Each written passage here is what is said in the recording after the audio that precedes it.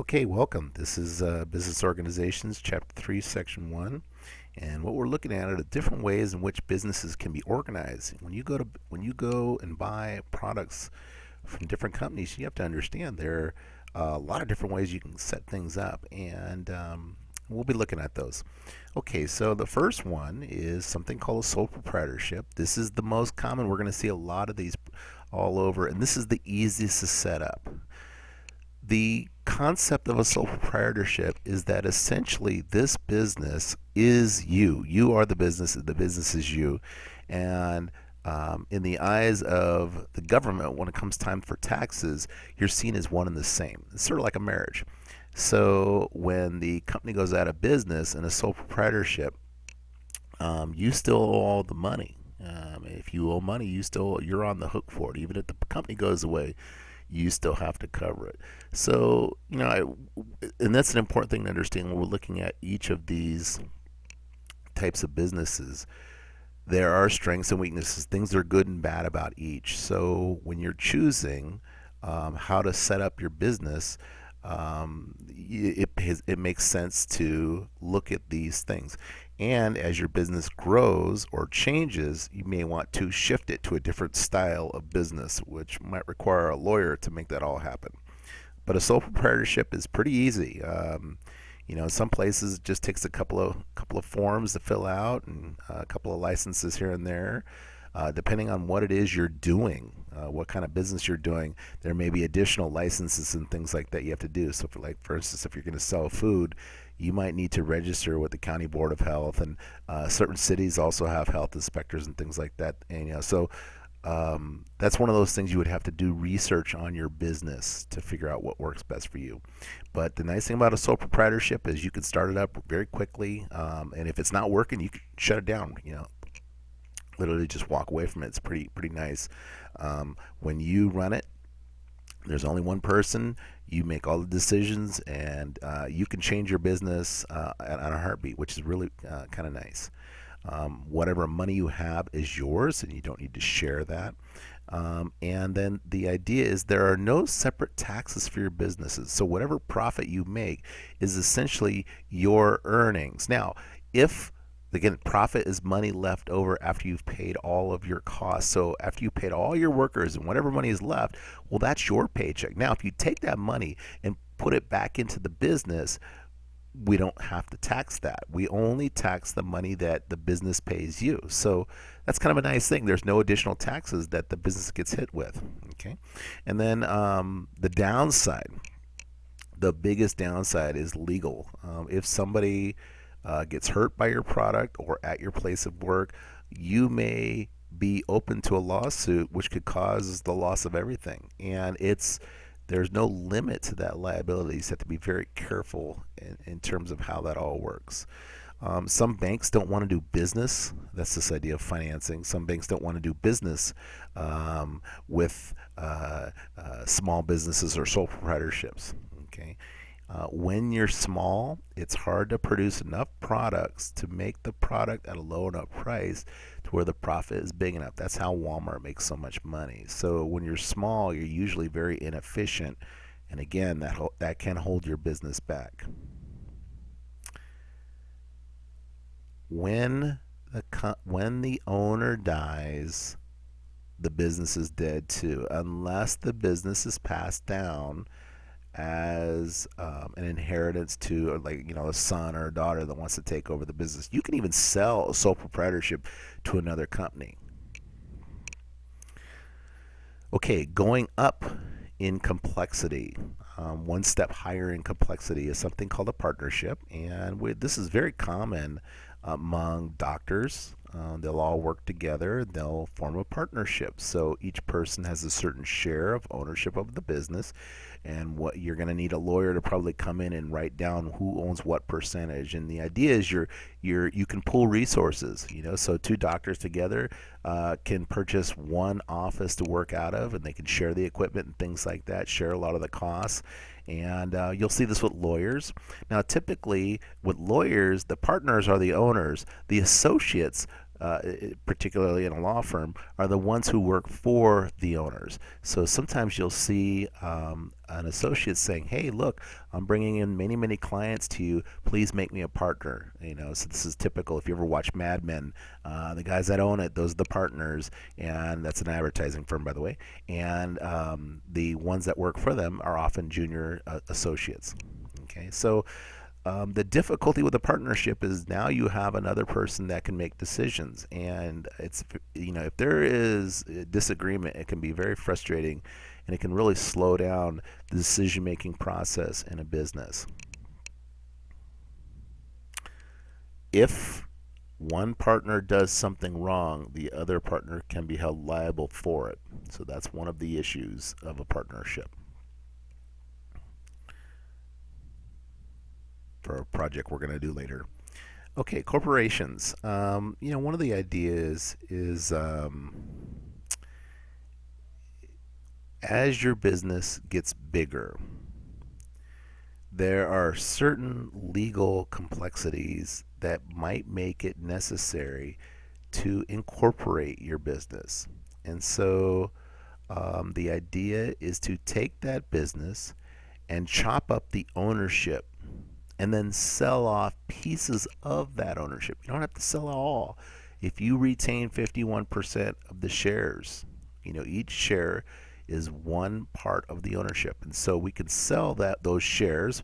We often use the word stock also. Okay, you're selling shares or parts of the business, and we can use that money to purchase things, to hire more employees, to buy more equipment, to buy land, whatever it is. It is a very quick and efficient way to raise money. Now, we saw with Facebook just recently when they went public as a corporation and they were selling shares, the stock went up very quickly and then it went down. It's been about a year now, and their stock is just now over the amount where they first opened. So it's turned out to be a pretty good thing for them. They're starting to make some pretty good money. And the nice amount of corporation is we can get big fast doing this. The other major difference here is this is what's different between a partnership and a sole proprietorship is a corporation is seen as a separate entity. It's almost like a person that can do all the things that a person can do legally, buy and share and hold and all these kind of things. And essentially when one owner dies, those shares revert to somebody else. So the business can keep going. And if we chop up many, many shares, it's not important. So essentially the shareholders elect a board of directors. The board of directors will choose a chief executive officer to run the business. Now, sometimes you'll have the primary shareholder, the person who holds a whole bunch of stock. If you own 51% of the shares, you can elect whoever you want as the board of directors. And then you can essentially control the board of directors and then have yourself voted in as chief executive officer. So there's a lot of power there with that position as a majority shareholder. Once you lose, let's say you sell off some more, you want to make some more money, and you're down at 49%, there's always the chance that somebody else can buy up that other 51%, and that's called a hostile takeover. Okay, when a business fails, and they're not making money, and our legal system has two options for dealing with this. And so the way it works is you essentially go before a judge, a federal judge, in bankruptcy court. And they're going to look at your case. It's just like any other case. You bring in witnesses, you plead your case, and what you're doing is there's usually a ruling. Now, you can file for the type of bankruptcy that you want. So with businesses, there's two types. There's Chapter 11 bankruptcy and Chapter 7 bankruptcy. Chapter 11, the one we're looking at right here, is essentially a do-over. Do-over. Okay? We're looking for a restart.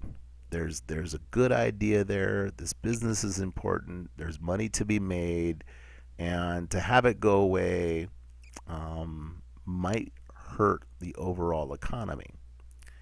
So that's where the court's going to look at that. Now, they owe a lot. If you're in Chapter 11, you owe a lot of money to a lot of people. The idea is we're not going to be able to pay all those people back, at least not now.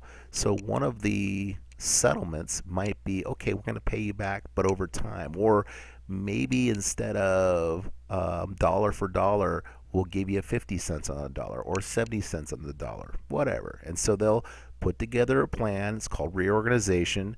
Sometimes what we see is the people who are owed money, those are called creditors, they sometimes become the owners. So essentially, the judge gives the business over to the people who own the money, and they now become the owners. The name doesn't change, the workers are all there, but it's all the same. With Chapter 7, the idea is this business is done, we're going to sell everything, we're going to walk away. Now, sometimes when you do that and you sell everything, there's enough money and there's money left over. And at that case, the stockholders or the owners get money. And whatever is left, they just divvy that up into equal amounts. Each amount is for one share, and that's how much you get. So might actually make money doing this. So that's liquidation can be a profitable thing sometimes if the things you're selling are of value. Okay. Now, if there's not enough money to go around, there is a certain order, and the court's going to make sure this all works a certain way. The courts are going to make sure that obviously the banks, and again, this is all whenever banks give loans, they make sure we are first in line. If you ever shut down and you got to sell everything off, we're the first ones to get it, to get our money back. And so you can see the order right there. It goes from banks to suppliers, the bondholders, and then finally the owners or the shareholders. So this is the risky part of buying stock, and all investments carry risk. There is no such thing as a guaranteed money maker. All investments carry risk, and you should always pay attention to what the risk is.